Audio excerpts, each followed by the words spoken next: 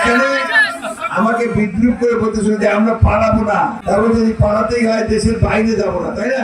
আমার নাম ধরে বলছে যে ফখরুল আপনি কি আপনার বাসায় আমাকে জায়গা দিবেন না? এখন আমি ওনাকে বলতে চাই আসেন। ইলিয়াস আলী এমপি ছিল আমাদের 12 বছর আগে নিখোঁজ হয়ে গেছে, তার কোনো খবরই পাওয়া যায় না। তার স্ত্রী এবং কন্যা সন্তানরা জানে না যে তার কি তারা মৃত্যু দিবস পালন করবে, আল্লাহর কাছে দোয়া করবে মৃত হিসেবে, শহীদ হিসেবে, নাকি আল্লাহর কাছে দোয়া করবে তাকে ফিরিয়ে দাও, কোনটাই করতে পারে। বন্ধুগণ, তার মেয়েটা বড় হয়েছে, ও অপেক্ষা করে আছে কখন তার বাবা ফিরে আসবে।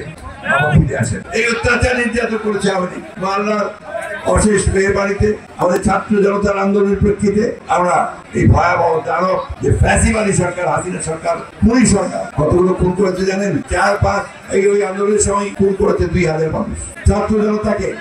কারো হাত চলে গেছে, কারো পা চলে গেছে, কারো মাথার খুনি উঠে গেছে, কলেজে পড়তো, স্কুলে পড়তো, ইউনিভার্সিটিতে পড়তো। বন্ধুগণ, এইসব মানুষকে খুন করেছে, এখন বাস করছে। কিন্তু মনে রাখবেন, এই মুক্ত সেই পর্যন্তই মুক্ত থাকবে, স্বাধীন থাকবে যতদিন আমরা এটাকে স্বাধীন রাখতে পারবো। আমরা যদি এখন এরকম শুরু করি, আওয়ামী লীগের মতো শুরু করি, তাহলে কি আমরা টিকতে পারবো?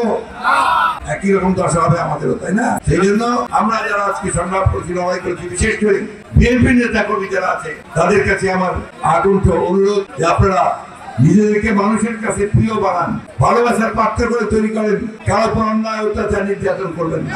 আর একটা কথা বলি, খুব জরুরি কথা, আমাদের দেশে বিরাট অংশ আছেন যারা সনাতনী ধর্মের মানুষ, তাই না?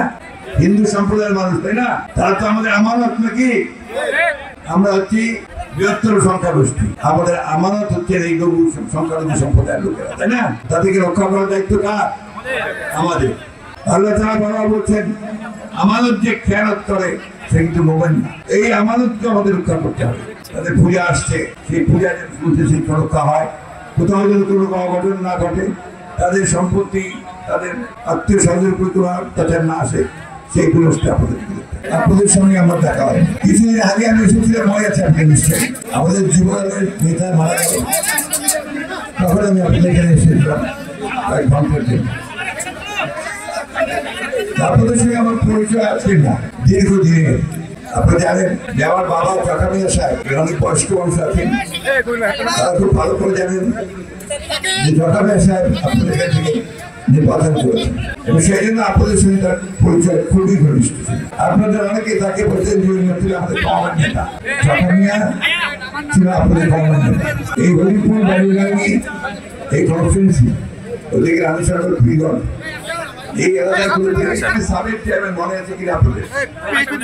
সাবেক চেয়ারম্যান তখন এই লোক কিন্তু আপনার এই ভদ্রলোকের মানুষ বিএনপির পতাকাটাকে তুলে ধরেছে।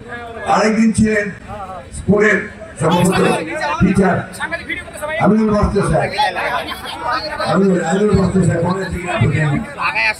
তিনি ছিলেন শাহজাহান সাধু চেয়ারম্যান, আমাদের হামদুল্লাহ চৌধুরী সাহেব আমাদের সাথে ওই সময়।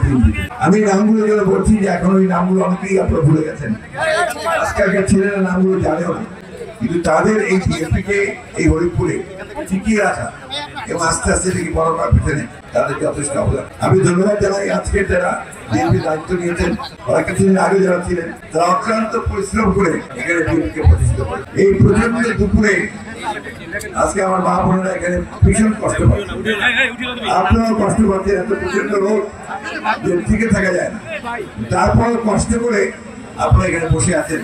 শুধু এই কারণে যে আপনারা আমাদের কথা আমি খুব বেশি কথা পাবো। আপনার গত 15-16 বছর এই বাবা তোমার যদি এত কথা বলো, আপনি তো কথা বলতে পারবেন। এই গত 15-16 বছরে আমরা খুব কষ্ট পেয়েছি।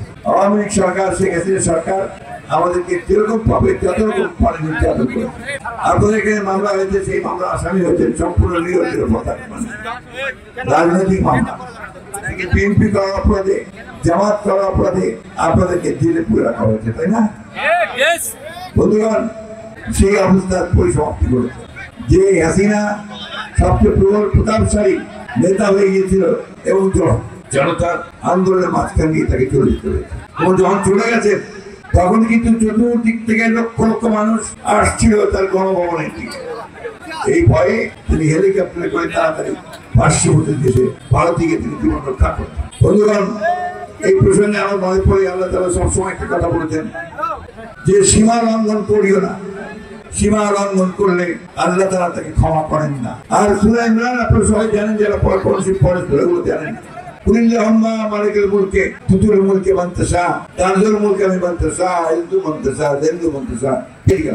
অর্থাৎ আল্লাহ বলছেন আমি যাকে খুশি তখন মালিক বানাই, বাদশা বানাই, সম্রাট বানাই, প্রধানমন্ত্রী বানাই, রাষ্ট্রপতি বানাই, আবার তাকে যে কোনো সময় ফকির বানিয়ে দিই, রাস্তার ফকির বানিয়ে। আজকে সেই প্রতাপশালী শেখ হাসিনা আজকে ভারতে গিয়ে আশ্রয় নিয়ে একেবারে সেই করুণ অবস্থার মধ্যে পড়েছে, তাই না? যারা আমাদের এখানে দাপটের সঙ্গে আমাদেরকে শাসন করত, আমাদেরকে জেলে দিত, জুলুম করতো, জমি নিয়ে নিত, ব্যবসা নিয়ে নিত, আমাদেরকে কাউকে কিছু করতে দিত না, আমাদেরকে তারা জেলের ভিতরে চলে গেছে, তাই না? জেলে গেছে না? বহু মানুষের জমি তারা জোর করে নিয়ে গেছে, বহু মানুষকে নিঃস্ব করেছে। আজকে আল্লাহ তাআলার তরফ থেকে এখন মানুষদের প্রচেষ্টায় তারা নিজেরাই এখন কারাগারে। আমি 11 বার কারাগারে গেছি, যে মুহূর্তে চুলা আমার সঙ্গে 3 বার ছিল।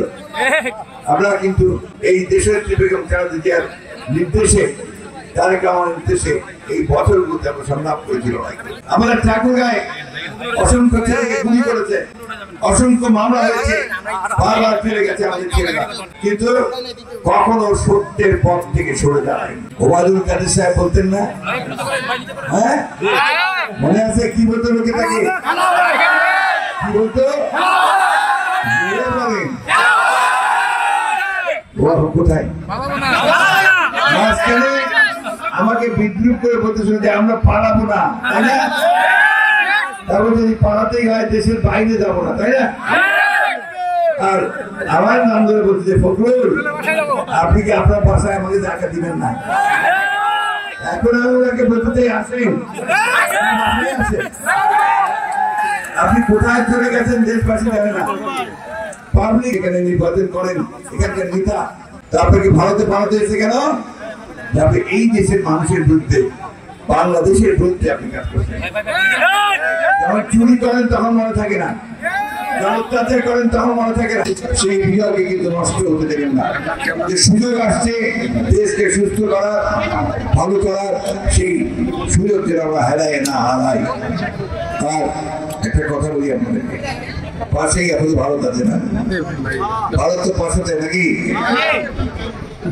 অনেক খারাপ কাজ করে ওরা, তাই না? আমাদের লোকের গুলি করে বেড়ে দেয় সীমান্তে। আমরা ভালোভাবে থাকতে চাই তাদের সঙ্গে, সব প্রতিবেশী হিসাবে থাকতে চাই, কিন্তু আমাদের উপর যদি কোনো অন্যায় অত্যাচার হয় তার প্রতিবাদ আমরা জানাবো।